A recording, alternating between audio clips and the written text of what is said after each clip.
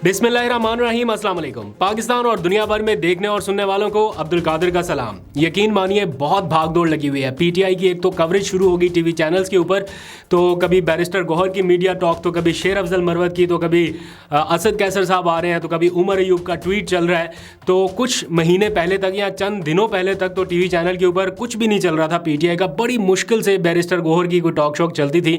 अभी जो है इन दिनों में काफ़ी स्पेस हासिल कर रही है पीटीआई, और ये स्पेस उनको मिलना ही थी क्योंकि उन्होंने मनवाया है अपना आप के उनके पास चलें फाइनल अथॉरिटी ना सही लेकिन मॉरल अथॉरिटी कम से कम उनके पास है। तो इसलिए जिसके पीछे आवाम इतनी बड़ी तादाद में हो, तो इस वक्त मैं असेस कर पा रहा हूँ ये चीज़ें बहुत तेज़ी से तब्दील होती। शायद आप लोग इतना ज़्यादा बारीक बीनी से ना उसको जज कर पा रहे हो, लेकिन मुझे पता है जितने फ़ोन कॉल्स मैं कम्युनिकेट कर पा रहा हूँ चैनल के साथ अपने, तो मुझे लग रहा है कि अच्छी खासी स्पेस जो है वो पीटीआई हासिल कर लिया। मौलाना फजलुर रहमान के घर के बाहर इस वक्त DSNGs लगी हुई हैं क्योंकि पीटीआई का वफ्द वहाँ पर जाने वाला है। कुछ देर पहले पाकिस्तान तहरीक इंसाफ की पार्लिमानी पार्टी का इजलास हुआ, जो कि बहुत अरसे के बाद, क्योंकि पार्लियामेंट में वो रही नहीं थी, इस्तीफ़े दे दिए थे, तो आज पहली बार, जब से इस्तीफ़े दिए उसके बाद आज पहली बार पीटीआई की पार्लिमानी पार्टी का इजलास हुआ।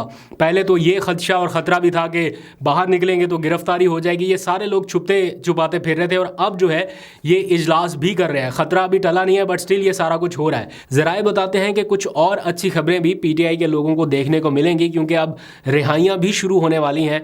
आज आपने देखा हलीम आदिल शेख कितने महीनों के बाद जेल से रिहा हुए, पता नहीं कितने मुकदमा थे, सब में ज़मानत हुई और बाहर निकले। अब किसी और मुकदमे में गिरफ्तार नहीं किया जा रहा, लेकिन जब वो बाहर निकले हाथ में तस्वीर इमरान खान की थी। फिर अब लोग पहुंच रहे हैं परवेज़ इलाही के पास भी, अडयाला जेल में भी पहुंच गए। बताया जा रहा है कि फैमिली मुलाकात थी, बट जब देख लिया कि ना इमरान खान टूटा ना परवेज़ इलाही ने भी वैसे कमाल सब्र का मुजाहरा किया, अब उसे नहीं तोड़ सके, तो अब पहुंचे हैं जेल में कि मेहरबानी करो बस कर दो। अब उनके साथ क्या बातचीत होगी मुझे नहीं पता, जेल के अंदर होने वाली, बट ये सारा कुछ भी हो रहा है। तो आने वाले दिनों में आपको थोड़ा सा और बेहतर माहौल शायद देखने को मिले, ये रिहाइयाँ जो है वो हों, लेकिन आवाम का असल मुद्दा और मुतालबा यह है कि इमरान खान को रिहा किया जाए। यानी इमरान खान की रिहाई तक वो ये मामला जो है वो नहीं मानने वाले या उस तरह से उसको एक्सेप्ट नहीं करने वाले। तो ये जो सारी चीज़ों की एक्सेप्टेंस है या माहौल ठंडा होना है या जो भी सारी चीज़ें होनी है, मेरा ख्याल तभी होनी है जब इमरान खान उसको एक्सेप्ट करेंगे अपनी रिहाई के बाद। लेकिन अभी ग्राउंड के ऊपर क्या हो रहा है जल्दी से आपको वो डिटेल्स बता देता हूँ, क्योंकि दारुल हुकूमत में कुछ नई सियासी सफ़बंदी की तरफ मामला जाते देख रहे हैं। जब से मौलाना ने ग्रीन सिग्नल दिया और अभी उन्होंने तस्दीक भी कर दी कि पीटीआई के लोगों ने उनसे रब्ता किया है और मौलाना ने उन्हें अपने घर बुलाया, क्या होने जा रहा है उसके ऊपर भी। लेकिन उससे पहले मेरा आपसे एक क्वेश्चन है।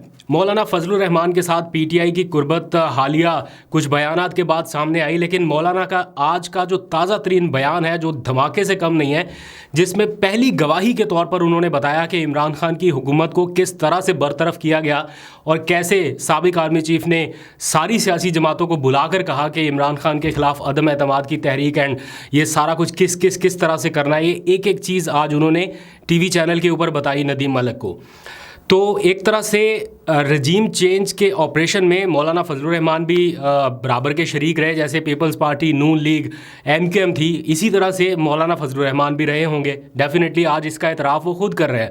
तो क्या ऐसी पार्टी के साथ पीटीआई को एहतजाजी तहरीक के तौर पे चलना चाहिए? इसमें सिर्फ एक चीज़ अलग है, वो ये कि इस बार मौलाना जो है वो धांधली का शोर बिल्कुल वैसे कर रहे हैं जैसे तहरीक इंसाफ कर रही है। उनको हिस्सा नहीं मिला या उनको सीटें नहीं मिली तो वो भी सामने आए मंजरे आम पे और आके उन्होंने अगली पिछली सारी बातें बताना शुरू कर दी। मुस्लिम लीग नून से भी दूरियां हो गई, but the matter of fact is this कि वो भी इमरान खान की हुकूमत को घर भेजने के एक अहम मरकज़ी किरदार थे।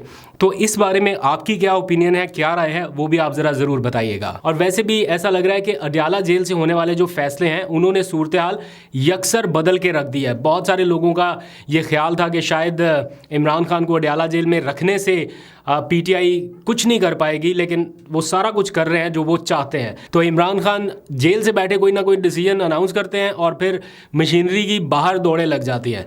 तो फिर जो फाल निकालने वाले लोग हैं वो ऐन गैन के चक्कर में भी पड़ जाते हैं कि ऐन से अली अमीन गंडापुर, ऐन से उमर अयूब, ऐन से पता नहीं ऐन गैन करने लग जाते हैं। शुक्र है वो अभी उन्होंने मियाँ असलम इकबाल का नाम नहीं कहा कि ऐन से शुरू हुआ, अलिफ से है, उनकी मेहरबानी, वरना कहने को तो वो ये भी कह सकते हैं। तो ये सारा कुछ हो रहा है। द पॉइंट इज़ दिस कि ये जितने भी लोग इमरान खान नॉमिनेट कर रहे हैं ये उनके फैमिली मेम्बर हैं क्या? ये फैमिली लिमिटेड कंपनी है? नहीं ना, ये कोई उनका कोई रिश्तेदार है? नहीं।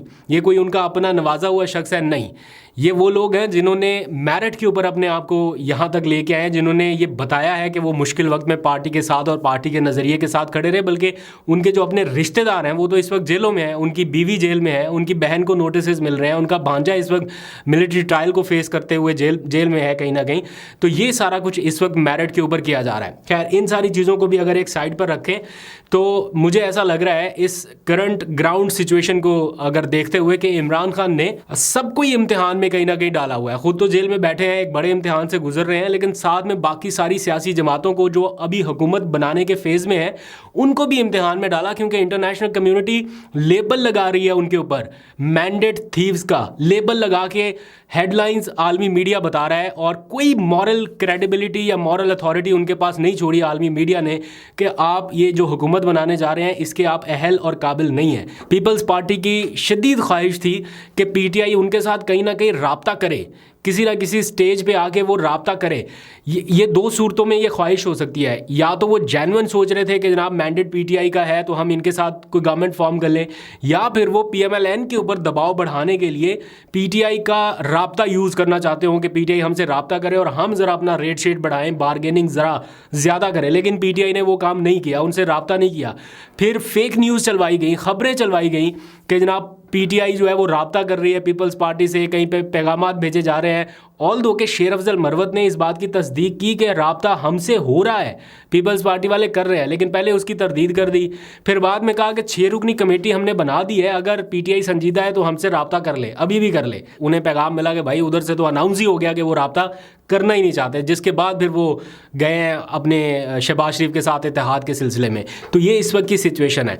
फिर इसी दौरान कुछ और फेक न्यूज़ फैलाई गई कि पीटीआई ने खैबर पख्तूनख्वा में पीटीआई पार्लियामेंटेरियन के साथ इत्तेहाद करने का फैसला कर लिया है। यकीन मानिए, मैं आपको बिल्कुल सच बता रहा हूँ, मैं एक लम्हे के लिए सोचने लग गया कि पीटीआई पार्लियामेंटेरियन कौन सी जमात है। लाइक जैसे वो अख्तर इकबाल डार की बल्लेबाज वाली पार्टी थी, ये भी माजी में किसी ने बनाई होगी पीटीआई पार्लियामेंटेरियन, मेरे जेहन में ही नहीं रहा।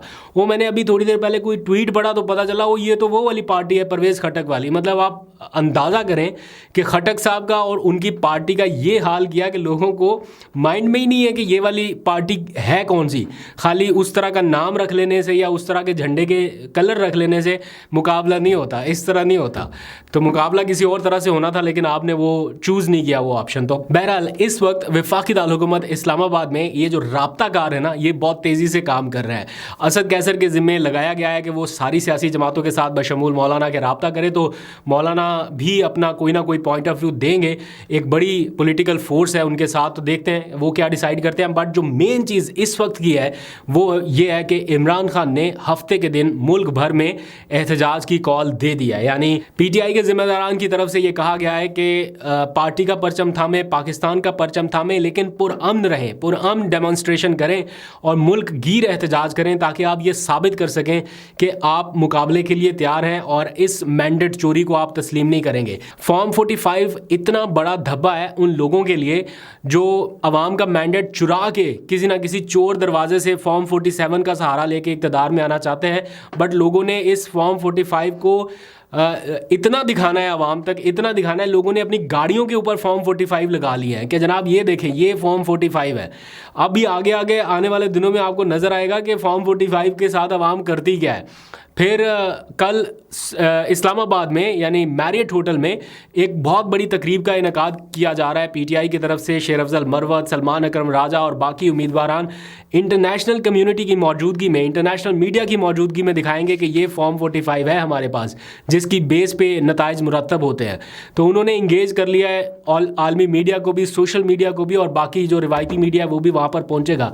तो फॉर्म 45 इनकी ऐसी छेड़ बनेगा जो जितना भागेगा उसका उतना पीछा करेगा, मुझे ऐसा लगता है। नवाज शरीफ साहब को इमरान खान के एक उस कैंडिडेट ने हरा दिया जो मेन कैंडिडेट नहीं था। आज़म सवाती हरीपुर से, मानसहरा से इलेक्शन लड़ने वाले थे, नहीं लड़ सके। शहजादा गुस्तासब खान को उन्होंने अपनी जगह इलेक्शन लड़ाया और उस शख्स ने नवाज शरीफ को हरा दिया। ऑल्दो के नवाज शरीफ ने उसको उस शिकस्त को चैलेंज किया, बट आज इलेक्शन कमीशन भी मान गया और उसने भी नवाज शरीफ की वो दरख्वास्त खारिज कर दी है कि आप इलेक्शन हार चुके हैं। बड़ी मुश्किल से, भारी दिल के साथ ही की होगी, बट कर दी है। अब नवाज शरीफ साहब के पास एक ही सीट रह गई है and that is doctor Yasmeen Rashid की। असूली तौर पे वो उससे भी हारे हुए हैं, फॉर्म 45 के अकॉर्डिंग वो उससे भी हारे हुए हैं। तो नवाज शरीफ साहब बिल्कुल साइडलाइन हो गए, अच्छा किया वो साइडलाइन हो गए, वरना उनकी ये नशिस्त भी चैलेंज हो ही जानी है, कहीं ना कहीं आके इनका भी डिसीजन हो जाना है। तो नवाज शरीफ साहब के पास कोई मॉरल अथॉरिटी नहीं थी कि वो गवर्नमेंट फॉर्म कर पाते। मैं बहुत अच्छे से ये इमेजिन कर सकता हूँ उन लोगों के जज्बात और एहसासात जिन्होंने बड़ी दूर दूर तक ट्रैवल किया होगा वोट डालने के लिए, और फिर बाद में पता चला कि उनके हल्के में जो उनका वोट डाला गया था वो किसी और जगह निकल आया, या उनका जो जीता हुआ कैंडिडेट है वो किसी और तरफ चला गया। तो ये बड़ी अलार्मिंग सिचुएशन है। इसमें मेरा ख्याल है कानून साजी होनी चाहिए। जो भी गवर्नमेंट नेक्स्ट आए, ये इनसे तो तवक्को नहीं है जो इसके बेनिफिशरी बन के गवर्नमेंट में आएंगे, बट अगर किसी और गवर्नमेंट को मौका मिले तो कम अज़ कम पहली कानून साजी तो ये होनी चाहिए कि एक तो इस मुल्क में इंतखाबात ईवीएम के ज़रिए हों, और दूसरा जो शख्स भी अपने आप का ज़मीर बेचे या फ्लोर क्रॉसिंग करे, बेशक वो आज़ाद मुंतखब हुआ हो या जैसे भी, जिसने वोटर से गद्दारी की उसके लिए सख्त से सख्त सज़ा होनी चाहिए। तो ये आने वाले दिनों में देखते हैं होता है कि नहीं होता। तो ये इस वक्त ग्राउंड के ऊपर सिचुएशन है। मौलाना फजलुर रहमान क्या पीटीआई को अपनी एहतजाजी तहरीक के साथ ज्वाइन करेंगे या नहीं करेंगे? आपको क्या लगता है, उन्हें करना चाहिए या नहीं? अपने फीडबैक का, अपने ख्यालात का इज़हार ज़रूर कीजिएगा। अभी तक के लिए इतना, अपना बहुत सा ख्याल रखिए। अल्लाह हाफिज़।